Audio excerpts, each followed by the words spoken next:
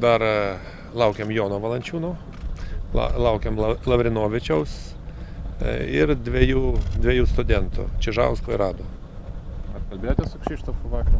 Taip, jisai paskambino, įvyko, galbūt aš senai nedirbęs Lietuvoje ir galbūt pasikeitė kažkokie tai reikalavimai. Ta prasme, Lavrinovičius aiškina, kad jisai skambino Balčiūnui ir atsiprašė, bet man niekas nepasakė, dėl to įvyko nesusipratimas. Kaip sakant, vakar jisai paskambino, paaiškino dėl ko, kodėl ir dėl ko jisai vėluojasi. Ir kadangi sakau, galbūt federacijos buvo kažkokie per tą visą laiką, kol manęs nebuvo kitokie reikalavimai, ne tokie kaip aš reikalauju, tai vyko šioks toks nesusipratimas. Ir kada jis sakė atvažiuos? Jis rytoj grįžta ir iš karto pristatys poryt ryte treniruotės. Treneriai Adas ir Čižauskas, jie bus kaip kandidatai, kaip ir visi kiti, prie rinktinės prisijungė. Kol kas visi yra kandidatai. O kaip jūs, treneriai, vertintumėt studentų mūsų pasirodymą universiadoje, jinai beveik baigta? Žinot, kad vertinti reikia ten būti. Aš nežinau, kokias komandas atsiuntė kitos šalis, kokio pajėgumo, kokio stiprumo jos buvo. Pagal tai, kad amerikiečiai nepateko iš pogrupio, galim spręsti, kad neblogos ten komandos buvo.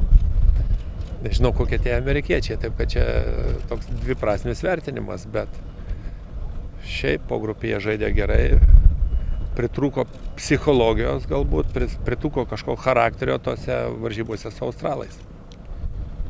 Apie patį pasirengimą. Kaip rengsitės, ką akcentuosite? Mes dabar galbūt nebėra tokių ilgų pasirengimų, kaip būdavo anksčiau, dėl ko aš labai ir kaltinu labai daug, kad nėra sutvarkytas krepšininkų tvarkaraštis iki galo. Turėtų vis dėlto FIBA imtis to klausimo ir sutvarkyti, kokią mėnesį atiduodami klubam, kokią mėnesį atiduodami rinktiniam, kokią mėnesį duodami poilsiai. Ir tada nebūtų jokių klausimų. Dabar mes turim, ką turim, pasiruošimai kiekvienais metais vis trumpėja. Tai pirma stovykla pas mus yra Palangoje, daugiau skirsim fiziniam pasiruošimui, įvadui. Jau antrą ciklą vieną treniruotę bus salėje, važinėsime į Klaipėdą, kadangi čia nėra geros salės. Po to keliamės į Kauną ir jau nuo Kauno jau visą laiką bus salėje, plus neužmiršti, ką mes čia įdėjom, kokius, kaip sakant, pradmenis ir tą viską tobulinti. Treneri, kaip ilgai gali tekti laukti galutinio 12-ko? Iki pat galo turbūt, nes turi vykti kažkokia konkurencija. Gali žaidėjai gauti traumas ir aš puikiai suprantu kai kuriuos žaidėjus, kurie neturi kontraktų. Ir, kaip sakant, žinot, skubėti ir apsijuokti nematau jokio reikalo. Jeigu pakvietėm, tai ir kai kuriem jauniem žaidėjam yra puikiai galimybė tobulėti su geriausiais ir tikėtis ateityje būti toj rinktiniai, taip kad iš kitos pusės mes nebesam tokie vargšai kaip anksčiau, kad taupyti kiekvieną litą ir ten sumažinti iki optimalaus skaičiaus, iki minimumo. Taip kad dabar neverčia būtinybė, kaip būdavo anksčiau, kad kuo daugiau varžybų išvykų užsienyje, kur jie galbūt sumokės už mūsų pragyvenimą ir maistą. Taip kad mes turim puikias sąlygas ir galim puikiai ruoštis čia. Treneris šiame čempionate atsisako žaisti daug žaidėjų, ar dėl to jis kiek silpnesnis gali būti? Aš kaltinu vėl, kad turi būti sutvarkytas tvarkaraštis. Ar jūs įsivaizduojat, kad, pavyzdžiui, futbole atsisakytų žaidėjai žaisti ir kokios bausmės ir visą kitką? Dėl to krepšinis ir neša didelius nuostolius, dėl to, kad kai kurie žmonės, kurie turi padaryti savo darbus, nepadaro. Jeigu skirtų ten, sakykime, kokius 9 mėnesius klubam, 2 mėnesius rinktinė, 1 mėnesį poilsių, to nebūtų. Dabar to nėra sutvarkyta. Kol tai bus ta betvarkė, kol pyksis tenai FIBA pasaulis su FIBA Europa ar dar kažkas, tol mes tų klausimų neįspręsim. Jūs pasirinkote gana nedidelį kandidatų sąrašą. Ar nebebuvo daugiau iš ko rinktis? Nebuvo prasmės, pasiruošimas labai trumpas. Pavyzdžiui, aš nematau tikslo, sakykime, mes čia turim vakar skaitėsi įvadinė diena, dabar 3 dienas dirbam, 1 laisvą, vėl 3 dienas. Nu, daugumoje fizinis pasirengimas, išskyrus antrą tą ciklą, 3 krepšinio treniruotės. Tai juokingai atrodys, jeigu aš dabar surinksiu daugiau žaidėjų ir po tų ten kelių 7 dienų paimsiu kelis ir atkabinsiu. Kam nauda žaidėjam? Niekam. Jeigu mes ruoštumės ilgesnį laiką, kaip būdavo anksčiau, tai yra nauda žaidėjam, pasiruošimas, jie ten kažką gauna iš geriausių trenerių, iš partnerių žaidėjų, dabar tokio dalyko aš nematau. Gal geriau? Žaidėjams geriau. Kuria prasme geriau? Kurie jau yra stovyklai. Mažesnė konkurencija. Nu, matot, kad netgi kada yra 13 žaidėjų, jau yra konkurencija. Sakykit, treneri, kas lėmė motyvus pakvies būtent Vytenį Čižauską? Todėl, kad trūksta Lietuvoje labai daug žaidėjų, reikia žiūrėti ateitį, reikia žiūrėti tuos, ką turim ir padėti jiem. Šarūną Vasiliauską nukonkuravo jisai. Šarūnas Vasiliauskas labai talentingas žaidėjas, bet žiūrint į ateitį, nu, jo yra vienas minusas, jis neturi kūno tokio. Ir kada mes, vat, kaip aš dabar kalbėjau su Adomaičiu, kokia problema buvo su australais. Žaidėjas 2 metrai. Ir kada susiduria su tokiu kontaktiniu žaidimu, jėgos žaidimu, viskas, mes nebegalime nieko parodyti, kad ir kokie mes talentingi bebūtume. Mums irgi dabar jau reikia žiūrėti tokių galingų žaidėjų, kokie yra visose kitose komandose.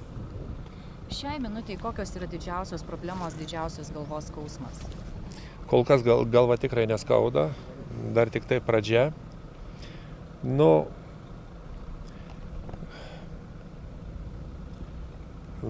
kaip matau, čia, kaip sakant, po tiek laiko grįžus, daug ką žiūriu, kaip tas mikroklimatas, atrodo viskas tvarkoj. Fizinio parengimo treneris, aukštos kvalifikacijos, dirba labai puikiai, neturiu jokių pastabų, jokių, kaip sakant, nusiskundimų, kaip daktarai, viskas sutvarkyta, paduota, ta prasme dirba kaip geriausiose pasaulio klubuose arba rinktinėse stipriausiose. Na, galbūt dabar pradėsim jau tą, ką aš esu sugalvojęs, tą, ką asistentai norės pasiūlyti, galbūt keletą susirinkimų daugiau, aptarsim gairės, kokiem žaidėjams skirti, kokios užduotis.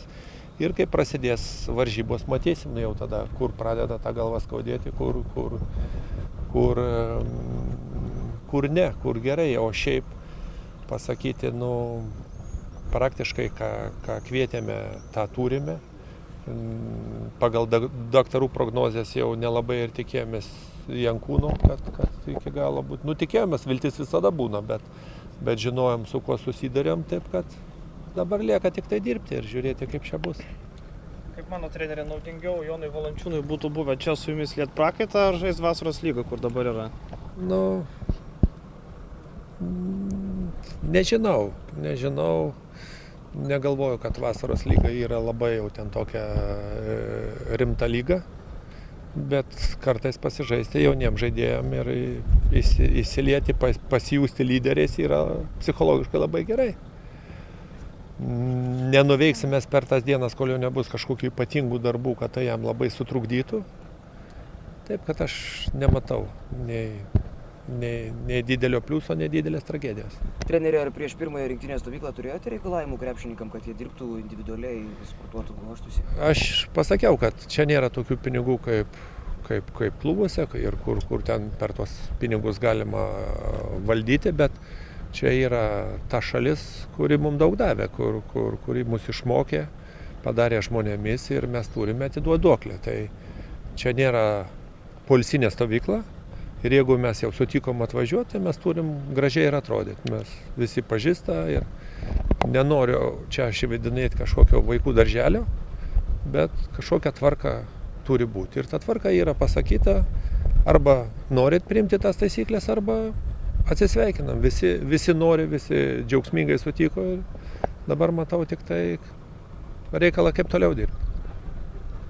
Į kitą stovyklą irgi bus leidžiama žmonos? Draugės, ne, pirma stovykla toks, kadangi vėlgi ilgai aš čia nebuvau ir pas juos jau taip įprasta, iš karto viską pakeisti nėra taip paprasta, tvarkojo, paskui jau noriu, kad atiduotų daugiau darbų. Treneri, kaip manote, Dėl to galbūt ta stovykla ir yra Palangoje, kur dar fizinis pasirengimas. Šiaip kažkada tai labai senai tas modelis buvo taikomas su žmonom, tada dar šuniukai nebuvo madoj, kadangi tada buvo kitų problemų ir žmonos padėdavo kontroliuoti daug ką. kaip manote, Dabar to nebereikia, aišku.